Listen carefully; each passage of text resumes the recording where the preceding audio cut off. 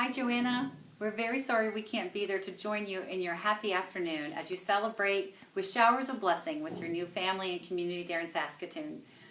But I wanted to make a contribution to your day, and so I'm going to share the little story I wrote about the wedding gown, the one that was first worn by your grandmother and then by your mother, and now is ready for you.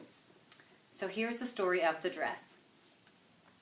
Such a privilege is mine to dress the bride, and I am most blessed to have adorned not one, not two, but now three. I waited so long in the large white box, gently wrapped in white tissue paper by my first bride, Joanna Daigle.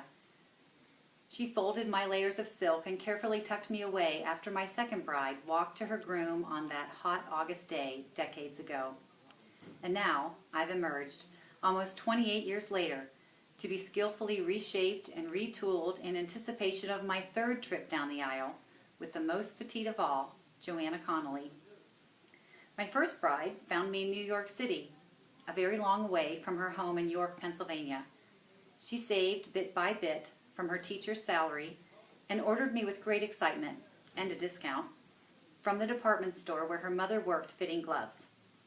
My bride loved the imported lace of my bodice and the appliques that created the airy poofs of my organza skirt. Her tiny waist looked tinier still with a generous hoop underskirt. And on that day in late July, 1959, she was not just the daughter of a fireman, she was a princess. Her beloved father, Andy, had died suddenly only a year before, so she took the arm of her younger brother, John, and with steady steps, they walked down between the pews of the red brick church on the corner of Seward Street to her groom. And then I sat, packed away in the attic on Seward Street, and then moved to the little brick house in Camp Hill, and then finally to my second bride's closet in a room with lace curtains and rosebud wallpaper on the banks of the Susquehanna River. Even I could smell the fresh breath from the woods that started just across the street and stretched up the mountain. Then from the quiet, I was unwrapped and steamed to a candlelight white. And with refashioned sleeves, I took my second bride to the altar. I remember the tears that fell gently on my lace as the trumpet played and we processed. I remember the delight in the face of the groom, standing tall and confident at the altar. And I remember my bride's nervous quivering, being replaced by a calm as she lifted her veil and took the arm of her groom.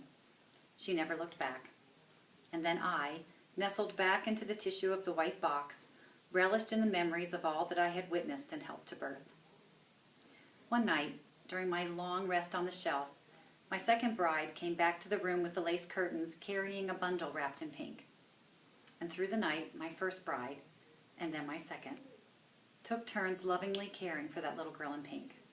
And now, though one is gone, I remember that for a brief moment we were all together. So, to my most